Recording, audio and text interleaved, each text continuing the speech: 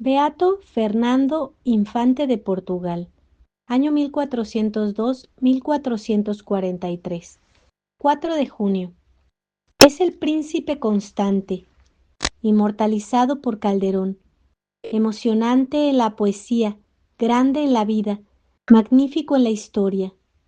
¿No fue el heroísmo en el drama de su existencia el fruto de un momento fugaz o de un arrebato patriótico, como pudiera creerse al leer las estrofas del dramaturgo? Fue el aliento constante de un corazón a quien el dolor va preparando y madurando lentamente para la hora del sacrificio supremo. De niño, vive en la corte de su padre, Juan I de Portugal, como si estuviese en un convento. Reza diariamente las horas canónicas, lee la Sagrada Escritura, medita, vela y ayuna. Cuando a los 20 años le nombran maestre de Avis, forma en torno suyo una pequeña corte de clérigos, pajes y donceles, a quienes dirige en las vías de la perfección cristiana. Todo en su casa debe ser orden, pulcritud y sencillez.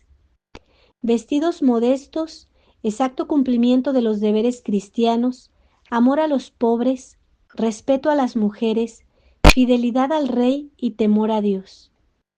En la capilla, esplendor de damascos y de piedras preciosas, esplendidez y belleza de las ceremonias, cantos de maestros excelentes, fervor, reverencia y gravedad. Altos y humildes, todos estaban sujetos a una regla austera, y el que la quebrantaba recibía el castigo correspondiente. Para los niños, azotes. Para las personas de baja condición, la cárcel o la privación del vino. Para los más ilustres, suspensión de pagos o relegación a su familia. Para los eclesiásticos, sustracción de la comida o de las distribuciones que se solían hacer en la capilla. Sin embargo, había tal amor en las reprensiones y en los castigos, que todos consideraban como la mayor desgracia salir de la casa del infante. Nunca oyeron de su boca una palabra violenta, nunca le vieron iracundo, nunca advirtieron en su rostro el menor gesto de desdén. En su lenguaje modesto, dice Juan Álvarez, secretario suyo y compañero de cautiverio, en sus respuestas dulce, en su conversación amable, oía con mansedumbre a los demás y no disputaba nunca, ni se le oyó criticar a los otros, ni jurar por el diablo, ni tomar en vano el nombre de Dios. Fue virgen no solo en el cuerpo, sino también en el alma, ni profirió una palabra que fuese menos honesta, ni la consentía en la boca de los que le rodeaban. Sabía, sin embargo, honrar a las mujeres. En sus audiencias, eran ellas las que debían pasar delante. Las recibía en cuanto se anunciaban, las oía pacientemente y despachaba sus asuntos con rapidez, diciendo que una mujer tiene derecho a todas las atenciones que el hombre exige por la fuerza. No era ajeno al espíritu caballeresco de su época, ni renunciaba a lucir sus galas más brillantes en las fiestas cortesanas, ni rehuía los juegos de los magnates, los torneos, las partidas de caza, la esgrima y el lanzamiento de la jabalina y la lanza. Valiente en la guerra, apoyó en los consejos de la corte la idea de un desembarco en las costas africanas. Portugal empezaba a armar naves en sus puertos y a soñar con empresas guerreras. Terminada la conquista del suelo patrio, había muchos brazos ociosos, muchos caballeros sedientos de victorias. Un ejército portugués acababa de conquistar a Ceuta. Ahora se pensaba en llevar la lucha al corazón de Marruecos y en derrocar el imperio de los benimerines, que un siglo antes había sembrado el terror en las costas andaluzas. El 9 de septiembre de 1437, los bajeles de Juan I entraban en el puerto de Tánger, y pocos días después, 15.000 cruzados sitiaban la ciudad moruna. Al frente de ellos estaban los dos hijos del rey, Enrique y Fernando. Enrique mandaba la escuadra. Fernando dirigía el asedio por tierra. Había entusiasmo, pericia, valor guerrero. Los lusitanos derrochaban cada día sus ademanes heroicos, pero sus asaltos eran siempre inútiles. Y una mañana se vieron rodeados de un ejército innumerable. Cientos de miles de hombres venían en socorro de la ciudad. Cientos de miles de alfanjes, de arcos, de turbantes blancos, verdes y azules. La comunicación con el mar quedaba cortada. El ejército cristiano perdido. Defendióse, sin embargo, durante una semana en su campamento, pero las provisiones empezaban a faltar. Los heridos aumentaban y los moros se hacían más numerosos cada día. Fue preciso pactar. Los moros recuperarían a Ceuta, los cristianos volverían tranquilos a sus naves y el infante don Fernando quedaría en poder de los marroquíes. Con el infante se entregaron a los moros su secretario, su confesor y varios de sus pajes. Todos ellos fueron llevados a Arcila, donde les hicieron un recibimiento que fue la primera estación de un largo calvario. Una hora antes de llegar empezaron a ver grupos de muchachos que les sacaban la lengua, les cantaban himnos de burla y decían contra ellos toda suerte de insultos. Los grupos aumentaban sin cesar. Niños medio desnudos, hombres envueltos en sus mugrientas chilabas, mujeres que agitaban sus velos y lanzaban chillidos frenéticos. Al llegar a la ciudad, les colocaron a la puerta para que sirviesen de espectáculo a la multitud. Y delante de nosotros, dice Juan Álvarez, pasaron miles y miles de personas injuriándonos, tirando piedras e inmundicias, danzando, tocando sus guslas y armando una algarabía infernal. Era como si viniesen a ganar las indulgencias. Y empezó el terrible cautiverio, primero en Arcila, 7 meses bajo la custodia de su gobernador, Sala Ben Sala, 7 meses de negociaciones con Lisboa, de esperanzas y de desengaños. Pero Abendsala no era cruel. Aunque fanático, tenía un ánimo bastante generoso para comprender la desgracia de los cautivos. Yo nunca he faltado a mi palabra, decía hablando con el infante, y espero que vosotros cumpliréis la vuestra. Entregadme la ciudad de Ceuta y os enviaré honrosamente a vuestro país. Prefiero morir, decía el infante, antes que entregar un pueblo en poder del Islam.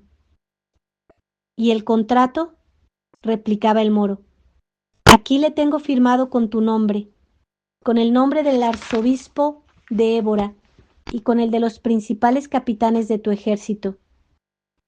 Es un contrato que no obliga, porque fue arrancado por la violencia y porque vosotros habéis sido los primeros en quebrantarlo. Pronto se supo que en Portugal se pensaba de esta manera.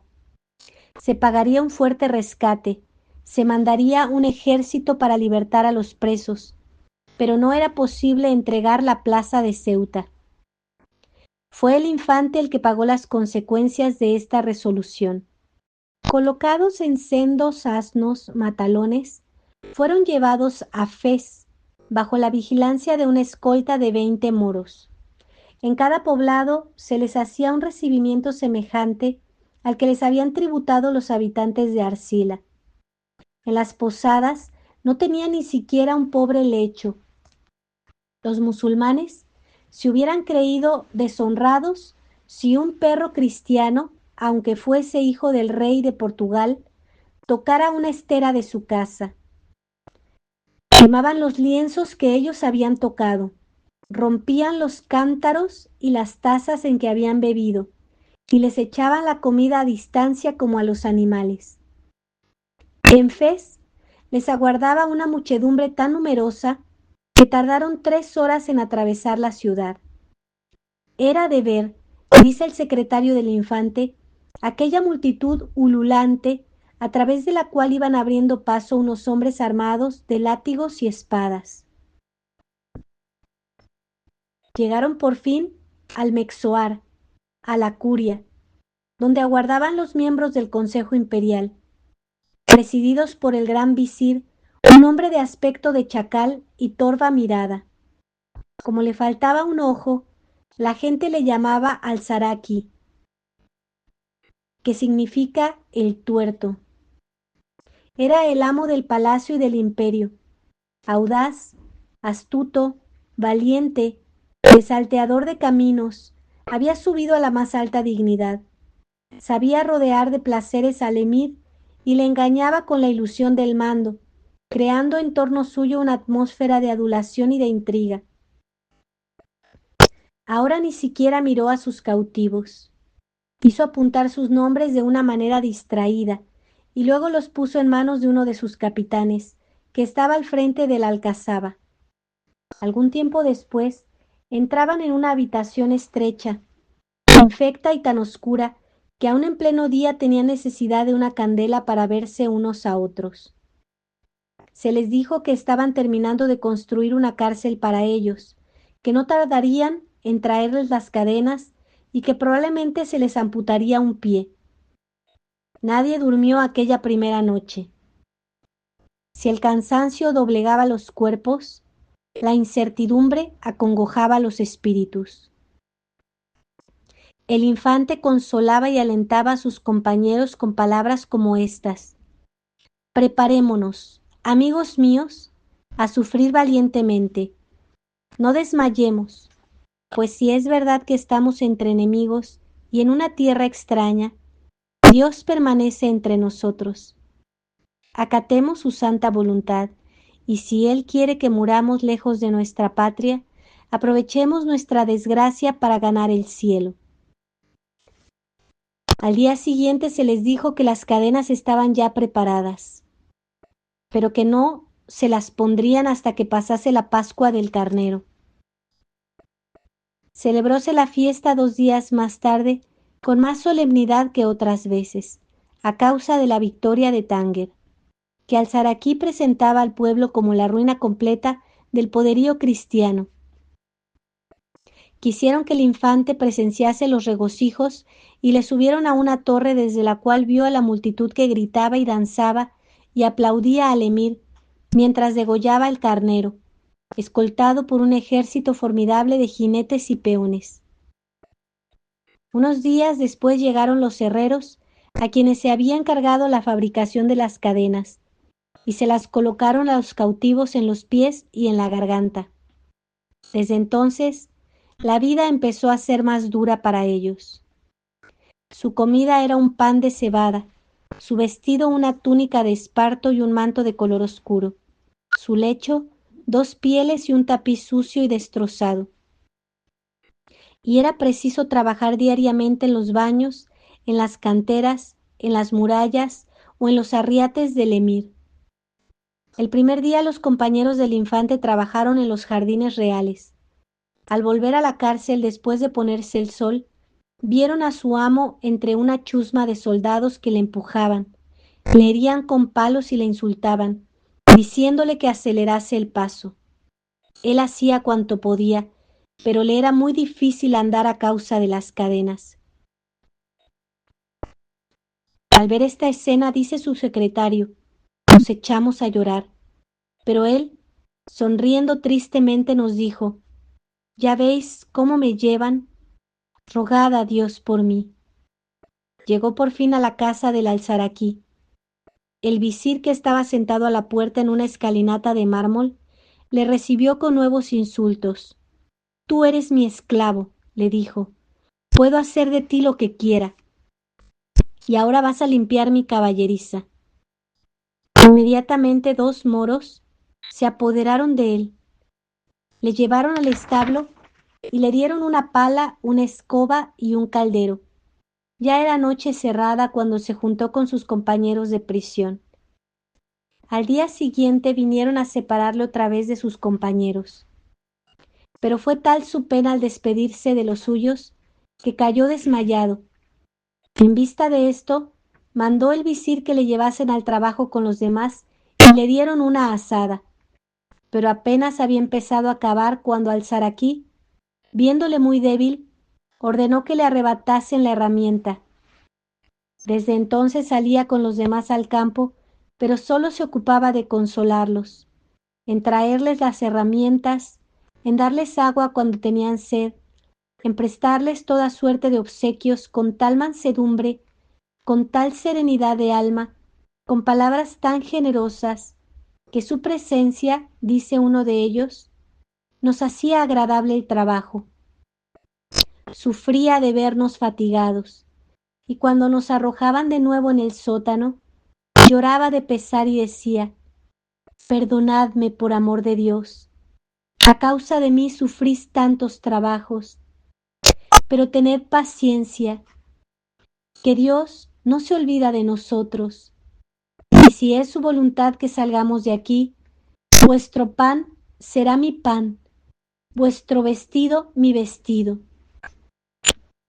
Sus compañeros saldrían, volverían a la patria para contar aquella lamentable historia.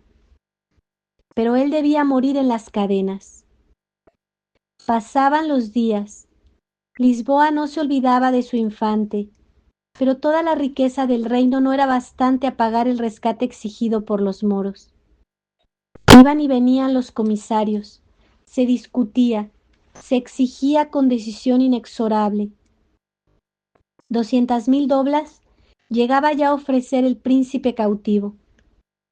La ciudad de Ceuta, gritaba el visir irritado, y el príncipe callaba, y los altos señores del Mexoar dibujaban una sonrisa desdeñosa entre sus barbas de nieve al verle delante de ellos con la cabeza descubierta, el rostro cadavérico, las cadenas en los tobillos, los pies desnudos y las sandalias en las manos. Callaba, pero aquel tormento le parecía más tolerable que la vergüenza de aparecer en su tierra con detrimento de la grandeza de la patria o el dolor de haber entregado un pie de tierra cristiana por salvar su vida. Y un día, 6 años habían transcurrido desde que llegó a las costas africanas, el pobre cautivo sintió que al fin se acercaba su liberación. Ahora vivía solo en una mazmorra más triste y húmeda que la primera. La fiebre le consumía. Su estómago no podía retener el menor alimento. Cuando los suyos lo supieron, corrieron a él y le gritaron desde la puerta: «Dios os guarde, señor, ¿cómo estáis?» «¿Quién pregunta por mí?», interrogó dentro una voz desfalleciente, y ellos respondieron: «¿Tan mal estáis, señor, que ya no sabéis quiénes somos? Antes nos conocíais por solo el estrépito de las cadenas, y ahora ni siquiera distinguís nuestra voz».